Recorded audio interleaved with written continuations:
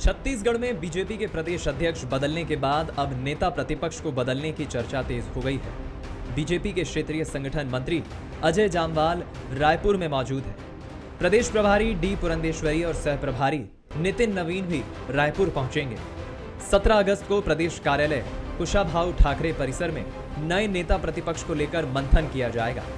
हालांकि नेता प्रतिपक्ष बदले जाने की चर्चा के बीच बीजेपी फिर दो धड़े में बंटती दिख रही है। ये स्थिति ठीक 3.25 साल पहले जैसी है। उस समय भी पूर्व मुख्यमंत्री डॉक्टर रमन सिंह के विरोधी खेमे ने नेता प्रतिपक्ष बनने के लिए पूरी ताकत लगाई थी। कुल मिलाकर नारायण चंदेल का नाम एक बार फिर आगे बढ़ाया जा रहा है। इधर एक खेमे से डॉक्टर रमन सिंह का नाम तो दूसरे खेमे से ब्रजमोहन अग्रवाल, अजय चंद्राकर और शिवरतन शर्मा का नाम सामने आ रहा है। विधायक दल की बैठक है, सांसद की बैठक है और भी बैठक है। मुख्य एजेंडा तो जो आएंगे वो बताएंगे। बड़े फेरबदल क्या होगा, एक प्रदेश अध्यक्ष का हो गया है, बाकी जो होगा कल पता आपको लग जाएगा, बाकी चलता रहेगा। हम भी वही हैं, आप भी वही। बीजेपी संगठन में हो रहे बदलाव पर कांग्रेस की भी नजर है। इस पूरे मामले में सीएम भूपेश का कहना है कि नेता प्रतिपक्ष के लिए अब अजय चंद्राकर का नंबर नहीं आएगा। अब लेकिन फिर भी अजय चंद्राकर जी के नंबर नहीं लगेगा। चुनाव के 1.5 साल पहले बीजेपी में इस बदलाव से कितना फर्क पड़ेगा, ये तो आने वाला वक्त ही बताएगा। लेकिन मिशन 2023 के लिए बीजेपी ने नई टीम तैयार करने की प्रक्रिया शुरू कर दी है। अब देखना होगा इस नई टीम का सपना कांग्रेस किस तरह से आने वाले चुनाव में करती है। कुलेश्वर पांडे, बंसल न्यूज, रायपुर। मेरे पीछे जो स्क्रीन पर आपको नाम दिख रहा है वह अपने अंदर कई मायनों को संजोए हुए है। बदला, आखिरकार क्या बदला? प्रदेश अध्यक्ष का चेहरा बदला और अब जो चर्चा है नेता प्रतिपक्ष भी बदलेंगे। तो भारतीय जनता पार्टी क्या सब कुछ बदलने जा रही है? क्या 2018 के चुनाव परिणाम को भी बदलने की तैयारी है, या सिर्फ चेहरे बदलेंगे और जमीन पर कुछ बदलने नहीं जा रहा है? यह सवाल इसलिए पूछे जा रहे हैं क्योंकि पार्टी के अंदर कार्यकर्ताओं के भीतर बदले वाली वो आग नहीं दिख रही है। ऐसे में पार्टी के भीतर सिर्फ बदलाव ही होगा या बदला हुआ तेवर भी दिखेगा? नमस्कार, आज के मुद्दे में आप सभी का स्वागत है। मैं हूं आदित्य नामदेव। तो पार्टी के अंदर बदलाव ही बदलाव नजर आ रहा है, लेकिन तेवर बदलने में लगता है कुछ और वक्त लग जाएगा। जमीन पर बीजेपी बिखरी बिखरी सी है। ऐसे में प्रदेश अध्यक्ष और नेता प्रतिपक्ष के बदलाव की बात क्या बीजेपी की बुनियाद को मजबूत कर पाएंगे? इस पर शक, सवाल और सस्पेंस सब कुछ बना हुआ है। आज चर्चा इसी बात पर करेंगे। बदलाव तो हुआ, पर क्या बीजेपी ले पाएगी बदला? हमारे साथ बातचीत करने के लिए 3 बेहद खास मेहमान मौजूद हैं। हमारे साथ मौजूद हैं सुरेंद्र वर्मा जी, बहुत स्वागत करता हूं उनका, कांग्रेस की तरफ से पक्ष रखेंगे। अमित चिमनानी जी हैं, भारतीय जनता पार्टी के वरिष्ठ नेता हैं, प्रवक्ता हैं, बहुत स्वागत करता हूं उनका। मेरे साथ जुड़े हुए रामोतर तिवारी जी, वरिष्ठ पत्रकार हैं, बहुत स्वागत करता हूं उनका। सबसे पहले रामोतर जी के पास चलता हूं। रामोतर जी, बीजेपी में बदलाव, जब ये प्रोग्राम का नाम हम तय कर रहे थे तो ये ऐसा लगा कि बीजेपी में भगदड़ रख दें, क्योंकि भगदड़ में होता यह है कि बहुत शांत लगती थी बीजेपी पार्टी और बहुत शांत कही जाती। अचानक से प्रदेश अध्यक्ष बदलना, अचानक से नेता प्रतिपक्ष बदला जाना, ये बदलाव तो हो रहा है, लेकिन क्या भारतीय जनता पार्टी बदला ले पाएगी? किस तरह से इस बदलाव और बदले को देख रहे हैं आप प्रवक्ता जी? इस बदलने की चर्चा चारों तरफ है, परंतु क्यों बदल रहे हैं ये लोगों को समझ नहीं आ रहा है। पहला कारण जो है, प्रदेश अध्यक्ष बदलते समय एक आदिवासी वर्ग को बदल दिया गया और एक पिछड़े वर्ग के साहू प्रतिनिधित्व को पुराने वोट बैंक वापस लाने किया गया, ऐसा माना जाता है। दूसरी तरफ नेता प्रतिपक्ष बदलने की बात हो रही है। नेता प्रतिपक्ष अभी तक धर्म कौशिक जी थे। कौशिक जी का संसदीय ज्ञान बहुत बढ़िया है, अभी भी है, विधानसभा अध्यक्ष रहे हैं और लंबा राजनीतिक इतिहास है। उसके बावजूद भी उनकी जगह में दूसरे किसी और की नियुक्ति की चर्चा है। वो भी उसी जाति वर्ग के हैं, वो भी उसी क्षेत्र के हैं। जिस क्षेत्र से प्रदेश अध्यक्ष हैं उसी क्षेत्र से नेता प्रतिपक्ष हैं। जाति संतुलन, क्षेत्रीय संतुलन, योग्यता, ये क्या चीज इसमें खोजा जा रहा है? ये पार्टी के भीतर, खासकर पिछले वर्षों में भूपेश बघेल ने जाति समीकरण के तहत इतना काम कर दिया है। खुद पिछड़े वर्ग के सबसे बड़े नेता हो गए हैं, जुझारू नेता हैं। अब उनको घेरने के लिए एक नया समीकरण की तलाश में भाजपा जुटी हुई है। वो ऐसे जुटी है कि उसका साहू समाज से फिर से जनाधार वापस आ जाए। दूसरी तरफ कि पिछड़ा वर्ग के बजाय एक आदिवासी वर्ग को कैसे एकत्रित किया जाए, उसके लिए ये चर्चा है कि जो जिनको हटाया गया है एक बड़े नेता, उनको दिल्ली में कोई पद दे सकते हैं। तीसरी तरफ ये भी बात आ रही है कि कृष्ण कुमार गांधी तक को नेता प्रतिपक्ष बनाया जा सकता है, क्योंकि जाति संतुलन के तहत अनुसूचित जनजाति के वर्ग को, जाति के वर्ग को कैसे साधा जाए, जो भाजपा से सदती नजर नहीं आती पिछले कई चुनाव से। तो अलग अलग कारण है, इस कारण में उलझे हैं। इस पद के दावेदार बहुत सारे हैं। इसमें योग्यता के आधार पर अगर कहा जाए तो बृजमोहन अग्रवाल जी हैं, उनका नाम नहीं है। यह कहा जा रहा है कि इस सब में एक सद्भावना का चेहरा बीच में रमन सिंह का आता है, तो रमन सिंह का नाम वापस आ सकता है और राष्ट्रीय अध्यक्ष पद की जगह, उपाध्यक्ष की पद की जगह में वो नेता प्रतिपक्ष बनकर फिर से दौरा कर उनके सौम्य चेहरे को लेकर उनके एकजुटता के साथ पार्टी को खड़ा किया जाए। ऐसे अलग अलग तरीके से कोशिश हो रही है कि पार्टी कैसे खड़ा हो, कार्यकर्ता कैसे सक्रिय हो और पार्टी में जान लाया जाए और एक मजबूत विपक्ष की तरह दिखा जाए। इस मंथन में भाजपा इन दिनों पड़ी हुई है। अमित जी, क्यों बदल रहे हैं सब कुछ? एक डायलॉग था फिल्म का, सब कुछ बदल डालूंगा। सामंजस्य बनाने में 6 माह का समय कम से कम लगेगा अमित जी, उसके बाद अगली टीम बनाने में 3 महीने का समय, फिर तो चुनाव आ गए। आप कहते हैं कि बूथ लेवल पर सब कुछ किया जाएगा, बूथ लेवल देखने के लिए अभी नड्डा जी आ रहे हैं, अमित शाह जी आ रहे हैं, तो बूथ लेवल पर भी सब कुछ बदल जाएगा। तो जब पूरी टीम ही बदल जाएगी तो फिर काम कैसे होगा, कब करेंगे काम? 1.25 साल का वक्त आपके पास बचा है अमित जी। सब कुछ बदल जाएगा, ये चर्चा क्यों हो रही है इसका जवाब मेरे पास नहीं है। मतलब पुरानी टीम के साथ ही रहेंगे? देखिए, आज हम इस बात की चर्चा किस बेस पर करें? अभी हमारे प्रदेश अध्यक्ष जी नए आए हैं, उन्हें अवसर मिला है, बहुत ही योग्य हैं, बहुत अच्छा अनुभव, और उनके प्रदेश अध्यक्ष बनने के बाद हमने देखा कि पूरे शहर में तेज बारिश हो रही थी, लेकिन कार्यकर्ताओं में एक बड़ा उत्साह था। उनके स्वागत के लिए हुजूम उमड़ा था और इतनी डर गई कांग्रेस सरकार कि उनके फ्लैग्स तक उतारने पड़ गए उनको उसी दिन जब वो आ रहे थे। तो अभी तो प्रदेश अध्यक्ष बदले हैं, उसके बाद जो भी बदलाव होते हैं आदित्य जी, वो नेतृत्व तय करता है। जहां पे नेता प्रतिपक्ष की बात आती है तो वहां पे विधायक दल की बैठक होती है, वहां तय होता है। और भारतीय जनता पार्टी किसी परिवार के इर्द गिर्द घूमने वाली पार्टी है नहीं। यहां पर किसी एक परिवार की चरण वंदना होती नहीं है। एक ऐसी पार्टी है जो लोकतंत्र को जीवित रखती है, हर कार्यकर्ता को अवसर देती है, समय समय पर बदलाव करती है। और ये छत्तीसगढ़ में नहीं, हमने देखा कई जगह बहुत सारे बदलाव हुए हैं। यहां पे अभी तक एक बदलाव हुआ है, आगे क्या होगा ये शीर्ष नेतृत्व को तय करना है। तो जब वो बदलाव होंगे या जैसी स्थिति होगी उस वक्त उस पर टिप्पणी करना उचित होगा। लेकिन हमारे बदलाव तो ठीक हैं, हम विपक्ष में हैं, बहुत सकारात्मक चीजें हो रही हैं, लेकिन कांग्रेस में क्या खलबली है आदित्य जी? ये आज तो हम नई कमेटी को ही सुन रहे हैं, कांग्रेस की बनी है। अमित जी, मैं अगला सवाल में आऊंगा उस पर जी। सुरेंद्र जी मेरे साथ। सुरेंद्र जी, आप तो बहुत खुश होंगे कि तूफान के पहले की शांति थी, लेकिन आप ये बताइए कि कांग्रेस को इससे क्या फायदा या क्या नुकसान? धर्मलाल कौशिक जी नेता प्रतिपक्ष रहते हैं, नहीं रहते हैं, नारायण चंदेल जी बनते हैं, नहीं बनते हैं, अरुण साव जी रहते हैं, नहीं रहते हैं। दिक्कत क्या थी कांग्रेस को, और क्या कांग्रेस को हटने या किसी के नए के आने से कोई फायदा, नफा, नुकसान नजर आ रहा है? सुरेंद्र जी। आदित्य जी, भारतीय जनता पार्टी का निश्चित रूप से ये आंतरिक मामला है, किसको अध्यक्ष बनाएं, किसको नेता प्रतिपक्ष बनाना चाहती है भारतीय जनता पार्टी। लेकिन मैं ये समझता हूं कि छत्तीसगढ़ की जनता का जो अनुभव रहा है नेता प्रतिपक्ष के चुनाव में, वो अमन, वो शांति और भारतीय जनता पार्टी के जो नेता हैं उनकी सुरक्षा कायम रहे। मैं तो यही अपील करता हूं कि 2000 वाली जो बात है उसकी पुनरावृत्ति भारतीय जनता पार्टी कार्यालय में ना हो तो वो बेहतर है। उस घटना को भी छत्तीसगढ़ की जनता ने देखा है। जो बात कर रहे हैं अमित जी आंतरिक लोकतंत्र की, तो भारतीय जनता पार्टी पूरी तरह से व्यक्तिवाद के गिरफ्त में है। और इनका जो पितृ संगठन है भाजपा तो मुखौटा है, ये स्वयं मानते हैं। आज 97 साल हो गए आरएसएस का गठन हुए 6 लोगों के हाथ में, और पिछले कितने सालों से भागवत जी हैं और कब तक रहेंगे ये भी पूछ लीजिए अमित जी से।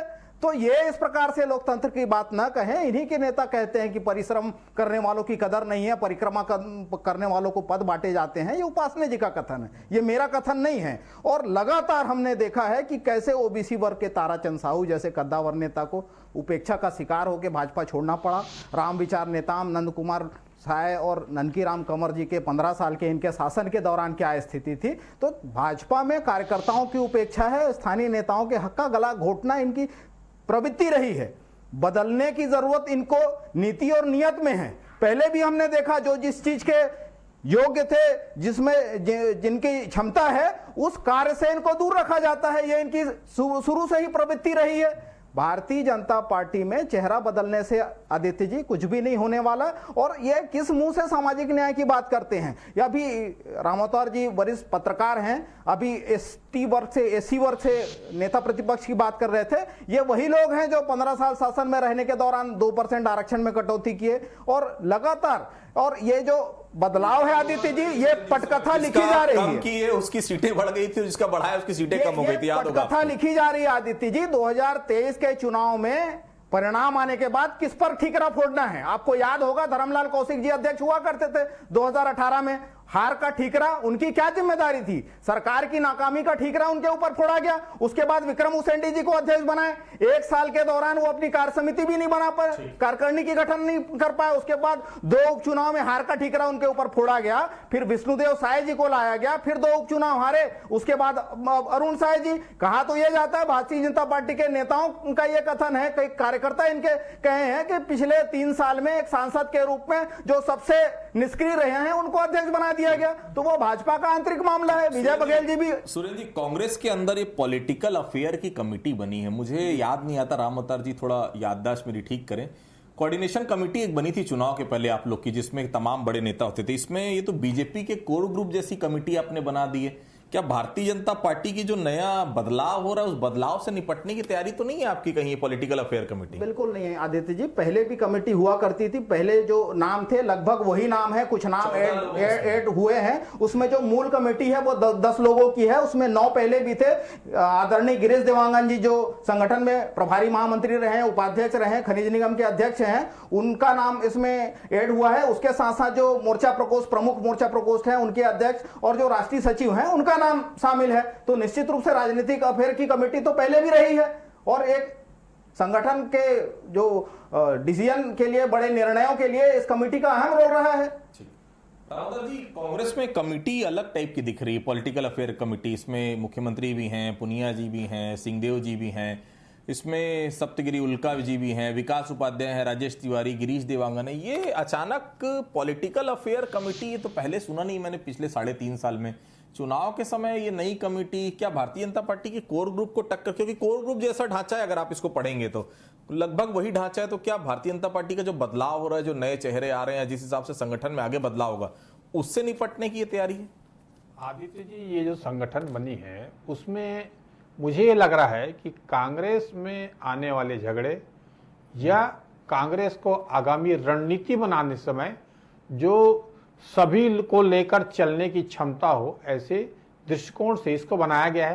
क्योंकि चुनाव के समय कांग्रेस में विवाद शुरुआत होते हैं, जो अपने अंदर जो भरे रहते हैं गुस्से, झगड़े और छत्रपों की लड़ाई, वो लड़ाई को रोकने के लिए इसको बनाया गया है, ऐसा मुझे प्रारंभिक तौर पर लगता है। और इसके आधार पर ये सब लोग मिलकर अपनी चुनाव की रणनीति को भी बनाएंगे, इससे कि अलग अलग फीडबैक जो आएंगे वो सामूहिक रूप से बैठेंगे और सभी अपने फीडबैक के आधार पर अपनी चुनावी रणनीति को रोड मैप तैयार करने के लिए ये एक पहली बार इस दिशा में काम किया गया है।